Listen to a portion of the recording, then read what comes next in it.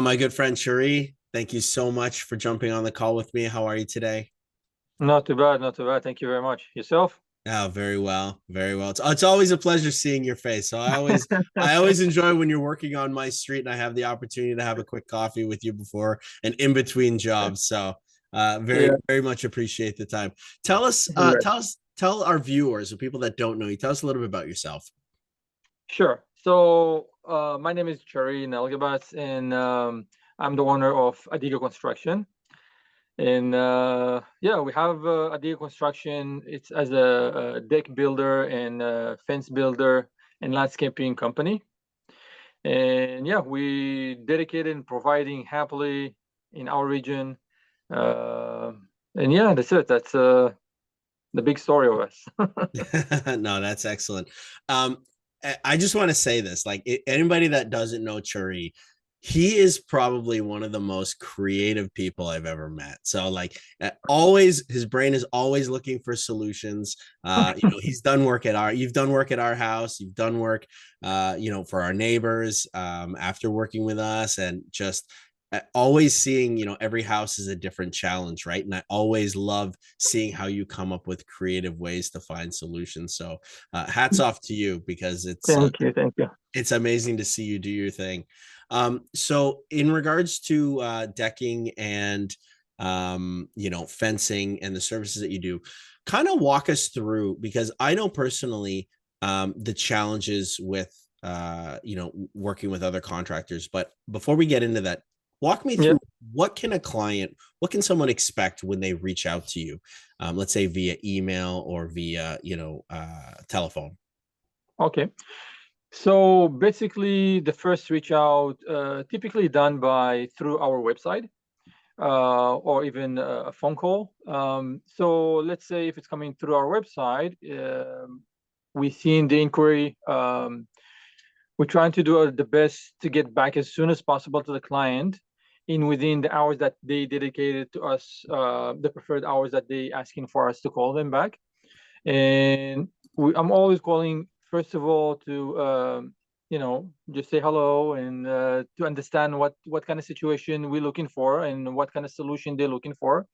Um, and I'm always trying to push to the point that me showing up on site, and that way we can see together what's the problem, come up with the solutions, and versus just trying to send some quotes over the phone or by email without visiting. It's not my style. I prefer to go waste my time and meet the client, and that way they can feel me and they can understand a little bit more, because there's sometimes, most of the times, it's not straightforward. Like you need to check the access, you need to check the obstacles that you have on site. It's because I don't like surprises. I like to put everything on a table, black and white, so there's no hidden costs or something that it's oh, listen, I didn't see that, I didn't see this, and all of a sudden price changing, and it's, I don't know. As a homeowner, I wouldn't want that to happen to me from if I'm bringing someone to my property to do kind of job. So that's my point of view. I'm just looking on each one and one as I'm trying to get to their own shoes, and not just as a contractor. And yeah. No, I think that's great, and you hit a couple of really good points because I feel like and I can talk from my experience and experiences of others that I've heard when it comes time to hiring a contractor. First and foremost, the biggest challenge is even getting a call back. And what I noticed immediately with you and everyone that I know that I've referred you to is that initial call happens very quickly, and you are, you know, what I like to call quick to know. You want to get to the site and understand everything and know everything as soon as possible to avoid any kind of delay. And I think that must be it's definitely, I would say, is part of the recipe of success for you guys. It has to be the fact that you're so quick. Yeah, I mean, I don't know. I born and raised like that. That's how we have to give 110% always. Like, it's not something. I very respect people, and I very respect their time as well. And I'm very grateful the fact that they're reaching out to us and the fact that they, taking our advices and giving us the business, that it's not for me. I'm not taking that as granted. So I'm very respecting people. They're spending their time, they're spending a lot of money and effort to do stuff that they wanted to do. So, like I said, everything coming back to the point that I'm looking on each job and job as it's my own house, like how I want, sometimes even I'm insist on stuff with a client to the point that I'm trying to come in three different point of views of showing them, let's say the deck is, if we're doing like this, you can have limitations of this, this, and that. And if we twist it a little bit and if I'll present to you like that, maybe you're going to change your mind because this way for you, I don't know, maybe access wise it's better. Sometimes client want to go big, like close to the property line as much as possible and this and that. Even though it's conflict on my business point of view, it's less square footage that I'm selling, but sometimes I'm insisting, telling them, listen, let's not go too far to the end because you're going to block the access of mowing, of this, of that, and so on. And those kind of point of views. It's not everything about money. So you have to be fair to people. Like you can't just, I believe, I'm a big believer of the bigger goal. The bigger goal is just to get everyone happy. If everyone happy, they will come back to you, as I'm seeing, like the last few years that we're just growing and growing. Um, I don't have any advertisement, no Google, no, it's not my thing. But thank God, like we just keep growing and growing as a business. And I'm just trying to keep people, satisfied and happy as possible. So would you say, obviously, like word of mouth is a big part of what keeps your business driving and growing? 100%, 100%. It's for the last 2 years, I'm noticing, especially after COVID.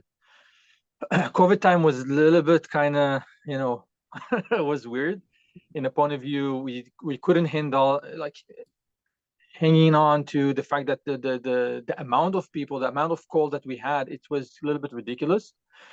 We had to come to the point that we filtering the job in a point of view of what's right to do and what's not right to do, because I start seeing a lot of unfortunately contractors taking advantage of the situation, and I never taking something that I cannot chew. I'm always taking stuff that I can chew and I can handle 100%. So after COVID, we start noticing that all the fruits that we had that's happened in COVID time, slowly I can see, because after COVID, everything kind of slowed down a little bit. Mm-hmm. And then we start seeing the actual, growth of the business. I have a lot of friends of business owners as well that they start moaning and crying about the fact that everything stopped. I'm a big believer, like I said, in people. I'm investing my time in my attention in people, not in just 100% Google advertisement and stuff like that. And it's working out for me. No, that's excellent. Very nice. So, I didn't really ask you this, and I normally start it, but how did you get into this? Oh, I grew up into it. So we kind of big family. So we are five brothers. I'm the youngest one. Um, so every break, every school break that we had, weekends, when you grew up in a construction company family, it's not a choice not to work. It's not a they're going to pull you always, like, every 3 times there is any you know uh vacation that's supposed to happen that never happened. So you're the guy that helping always. So unintentionally I grew up into it. So my hands is going into a lot of different fields in Yeah, that point of view. So yeah, knowledge wise, I just gain as much as possible from my family. that's amazing. That's Yeah. amazing.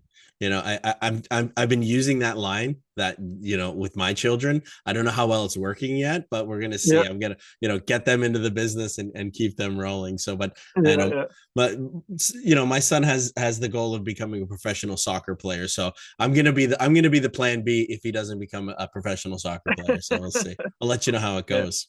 yeah, Um, yeah. Walk me through what an average day is like for you. So with the business, so today's a Monday, but what would the day look like other than this? Yeah, so typically my mornings are start from 5:30 in the morning. Uh, Waking up for a prayer. After that, we're kicking in the day, just jumping in office, spending 2 3 hours in office, going over quotes and scopes and get everything prepped. By that time, my guys start running to the site. I have amazing leader guy he's taking a lot of weight off my shoulder, and he's actually a thinker and actually thinking like me exactly. And by the way, he's looking like me as well. Yeah. So a lot of people confusing me and him, especially when we have the hat on. So, anyways, Adam is a great guy that he's running for me a lot of jobs. So I'm doing my best always to finish the office work as soon as possible, so that way I can go back to my passion and be on site to help the guys. Unfortunately, I can't do it every day, but yeah, every time we can, I definitely spending my time with the guys on site as much as possible. That's excellent.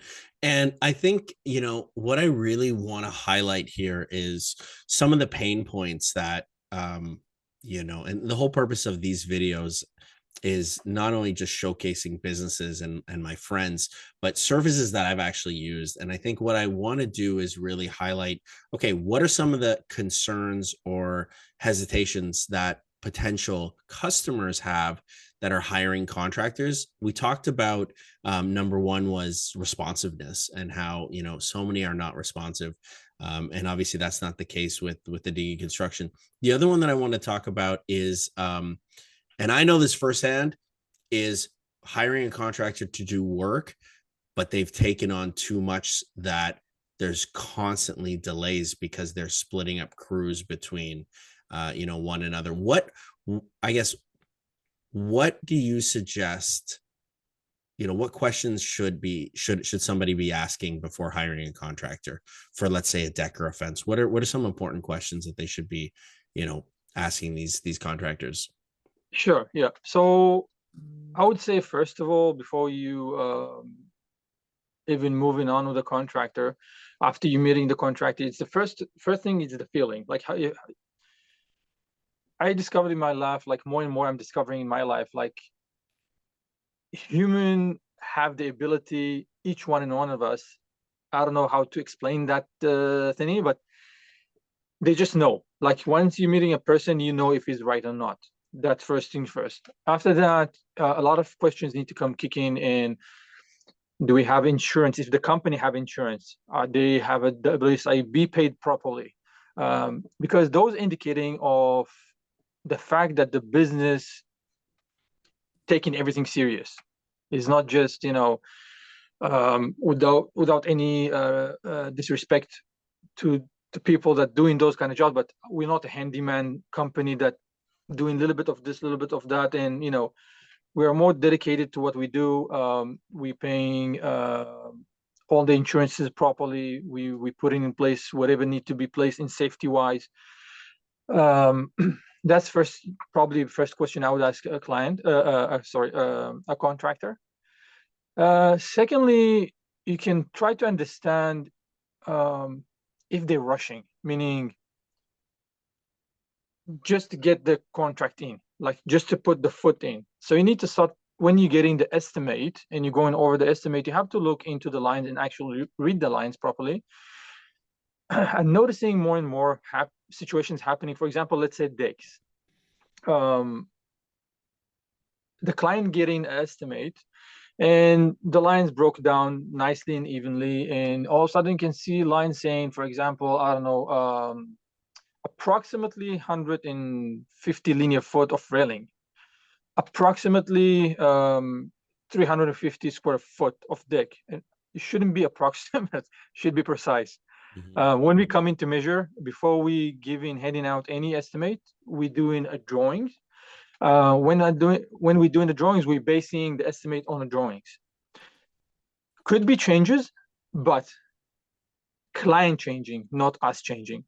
The client can change, saying, just before we start the job, they're saying, you know what, my wife asked me if we can add another a portion over here, a landing over here. That's 100% okay, because it's coming from you as a client. But as a contractor, I should be in a spot that to say, listen, I quoted you for a 350 square foot, but bottom line, it's end up to be 420 square foot. And because you as a client didn't read the lines, it's saying approximately, it's not saying precisely. This is something that kind of should be like a red flag on that one. And I think just to kind of add to that, not only just, approximate and that kind of language, but also being able to see that there are gaps in the details where things aren't even mentioned, or 100%. That's a huge part of it. And again, from experience, seeing both sides, having worked with you guys and work with other contractors, very detailed, very a lot of lines, but a lot of details in regards so that nothing is missed, so that it's not something that we come back to later on. It's like, hey, where's this, or where's that, or I didn't put this on there. No, definitely, yeah. And Ahmed, I will tell you something. I'm noticing, like, it's as a business point of view, it's a little bit struggling to do so. It's more effort. It's 100% more effort. I'm not worried about my point of view of typing, but I'm worried about the fact that the sale point of view, sometimes it's overwhelming for the client. Like, it's kind of look like especially first homeowners, first time dealing with contractor, it could be like a little bit too much information, kind of look like in the beginning. But I'm noticing a lot of clients that they deal already with a different contractor, and they have a bad experience with contractor. When I'm showing up and they see in the detail how I'm providing the estimate, all of a sudden they appreciate that, because the previous job that they did with the other contractor that they wasn't happy about is the fact that they didn't ask the right question, they didn't think about the right stuff, and the contractor just didn't mention it, and all of a sudden it's kind of it's not right to do it, because as a contractor, it's our job. It's not something that we randomly do. We're doing it every day. So this is our job, to educate the client as much as possible. Because, like I said, I like to put everything on the table. No hidden costs, no, So on a sale point of view, like when I'm coming to do a sale, it is challenging in the point sometimes, but I'm willing to take that chance and just keep true to myself and just keep doing what I'm doing. Even if it's coming to the point that sometimes I'm losing jobs just because of those kind of point of views, it is what it is. I'd rather do it right versus just get the jobs in. Yeah, and I think that comes down to you also finding, as a business owner, your, part of it is qualifying the client as well, right? Are they a good fit for you? Like you 100%. you nailed it when you talked about educating. And I always felt the same way in my previous business. When I was meeting with couples that were getting married and providing wedding photography and video services, I never liked being the first person that they spoke with, because their first time around, they're slightly uneducated. No disrespect to them, but they've never gone through the process before. So it's like, you're not comparing apples to apples. They're completely different fruit when you're talking about the service provider, right? Yeah, 100%. It's like I said, it is challenging in sometimes, especially these days. The competition is more out there. Now you can feel like who is the businesses that actually surviving properly, and who's the business kind of struggling. On the struggling point of view, you can start seeing a lot of other businesses that they're going too low on the cost of linear footage cost or square footage cost. I think it's a red flag for a client as well. If you have, let's say, 4 quotes, and you've seen 2 quotes, they're going way below average, you should ask questions over there, because bottom line, it's these days nothing is surprise. Basically, we know, everyone know, like good of cost, the fuel cost, insurances cost, labor cost, material cost. You can, each one of us can Google, go Home Depot, Rona website. It's not a something that's hidden between the lines. It's everything is up there, out there. Yeah, So and I think that like you said it, where the onus, unfortunately, the majority of the onus falls on the homeowner, and it they is, have, because unfortunately. we're talking about a market that, again, and same thing with my mortgage business, it's oversaturated, right? And you have to be able to look for those red flags, in a sense that, is the person running the business like a business? That's number one. And then kind of just feel it out and figure that out. But there's so much information available and accessible that there's almost no excuse to not be able to narrow it down if you do your due diligence, right? 100%, 100%. I have just was it Friday? I think I just came back from a site that I visit. So it's a brand new neighborhood, a new division, want to do fences, and I had three clients came out at the same time, and I'm seeing half fences done on half of the property. The other half want to do a new one, so that's the reason they call me out. And I asked them, I have a quick question for you guys. Why you guys just didn't continue with this contractor that did half of that property? They said, first of all, it's not about the money. Number wise, it's almost equal to your numbers. Is the customer service. When the contract was signed, that was the last time they actually seen the contractor on site physically. From that point on, it was only the laborers on site, and the laborers probably being told not to talk to the clients. So the labor was super rude from what they say. Mm. They wouldn't even, like, they come in to ask them, like, how deep do you guys going into the ground? Like how many feet you guys go into the ground? What is this? What is that? And, just legitimate questions. And they actually toss them from side. The workers push the clients from the side. They said, we don't want to talk to you. Just go back and talk to the contractor. Don't talk to us. I Wow. think, yeah, it's coming to the point that, unfortunately, just to lock people into contract, and once you pay the deposit and you sign on a contract, that's it. You're done, basically. You have to follow that. Mhm. Those kind of stuff is bugging me, honestly. It's giving us as a contractor bad name, and so I'm trying to fix that as much as possible. Yeah. Yeah. Oh, excellent. So let's shift gears a little bit. I know that I've known you for, I don't know how many years have we known each other? I think since, when did you move to Newmarket? 17, 2000? No, 18, I think. 2018. Yeah. So I've seen the business grow. I've seen from the early stages, which has been amazing. And like I said, Yeah. watching your brain work and come up with ideas. Tell me a little bit about, you've implemented a new part of the business with the helica piles. Okay, tell Yes. us a little bit about that. Yeah. So I started noticing a lot of a problem in the system. So as a business, when I start doing when we use the digging companies, basically they're just coming digging for you, making the holes, and moving on.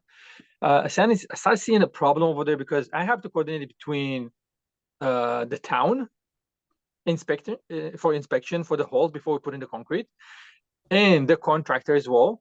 And I'm spending my time on site. So, and then I started looking into that problem, and I came up with a solution that I said, oh, okay, there's a good system, even better from concrete, that's called helical piles. And I started looking into it, and I ended up just purchasing the machine that driving those in. I reached out to the company that's selling those helical piles. They have actually a factory down in Kitchener area. So I reached out to them. I did a certifications of I'm certified installer for them. So it's running through engineer program, meaning I'm gonna get the drawings from you as a client, or I'm making for you the drawings. I'm gonna forward that to my engineer. The engineer will tell me what to use, how much pressure to use, and whatnot. And then we're installing those in the ground according to those data. I have a computer on my machine recording everything, sending off to the engineer, sign off, and good to go. No inspection required from the town. I'm the inspector. Once the engineer signing off on a job, that's the only paperwork that the town looking for in a permit point of view. And installation wise, as a business, it's no brainer. I mean, we used to dig, wait, concrete, wait again for curing, and then go back again, and then start like you're lucky if you're starting in 48 hours after digging. How about the mess? The mess was ridiculous. Every time that we drilling in the back of the house, a lot of people do not know that, but it's not just soil coming out. When they're building the houses, all the disposal, like the bricks and broken pieces of concrete and everything going to the back of Garbage the house. and All the garbage. garbage ending up in the house, and they're putting just topsoil on it.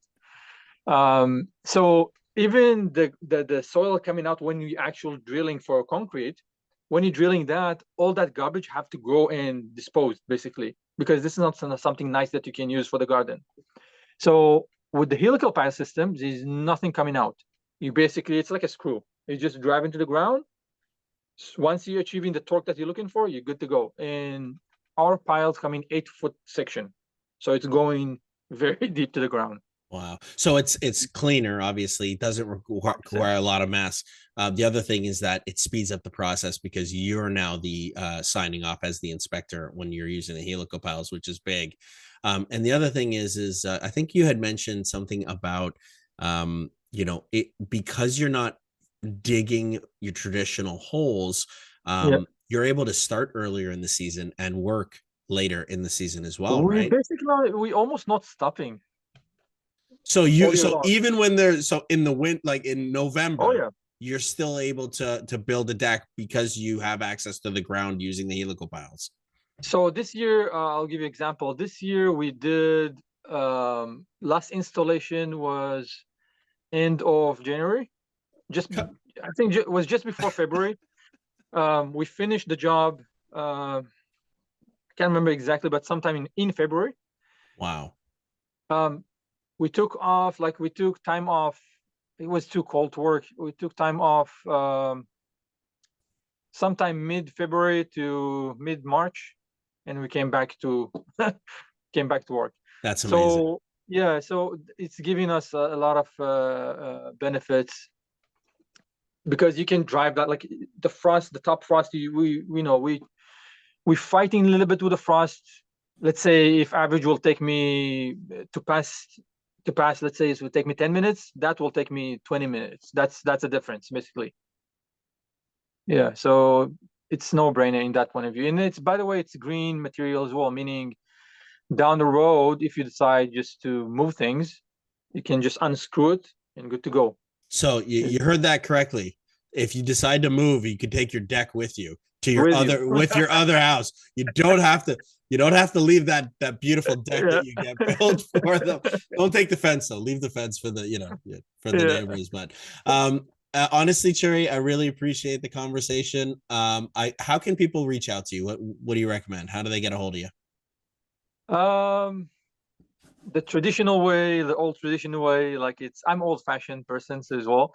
So a phone call, our phone number is 905-392-9993. And we have the platform of the website that I recommend to do. It's easier for me, honestly, because that way I can copy paste all the information, even for quotation and whatnot. So if people going on my website, adigaconstruction.com, there's a link that's saying get a quote. You can just press on that, couple of questions, and that's it. It's straightforward, nothing complicated. And service area, what are we talking about here? Because I know we're in Newmarket, but where are we going? East, west, north, south? We doing GTA. So in a point of view of helical piles, we expanding the geographic place that we covering. We actually doing next week a job up in Bork Falls. We did 2 years ago a boathouse foundation. Mhm. Um, Now we're gonna go next week and we're gonna do a huge deck foundation. So we do the service for helicopile just for helicopile as well. So if you're a homeowner that you want to do your own deck, you don't have to call us just for the whole thing. It's not everything or nothing. So we have the service just doing helical pile as well. So we can obviously I can help you up on the point of view of planning the footings and whatnot. I'm not charging any fees for that one. So we can discuss briefly like what do you want to do, what kind of layout you're looking for. I can help you up on the layout of the footings, where you need to put the footings and whatnot. And I can give you the service just for the footings. You don't have to hire us for the whole thing if you want to do, if you're a DIYer. A lot of people, doing that, and I'm saluting those people. But as long as you're following the right path, that's the only thing. I got a feeling you're going to get a call from a lot of contractors in the Newmarket Aurora area. So. Yeah, it's what are we looking for? But you work well with others. I know that. I've seen it firsthand. So 100%. I'm always respecting, even like different contractors. I'm working already with different contractors. yeah, And I'm respecting like a contractor that's reaching us just for the helical pile. We always showing up, and we never discussing with the client on costs and how it's working and whatnot. Everything done through the contractor. This is kind of a neutral relationship that we're building. yeah. Yeah, so trying to help as much as possible. That's awesome. All right, guys. So if you're looking for any kind of decking, fencing needs, the helical piles, even in like, hard to reach, terrains and grounds like cottages and things like that, reach I out. love challenges. Yeah, he loves challenges, and I have not seen a challenge he hasn't succeeded or overcome. So reach out to Cheri and his team; they're amazing. We've used it firsthand. So I hope you guys found some value in this. And Cheri, thanks again. We'll talk to you soon. My pleasure. Thank you very much, Ahmed.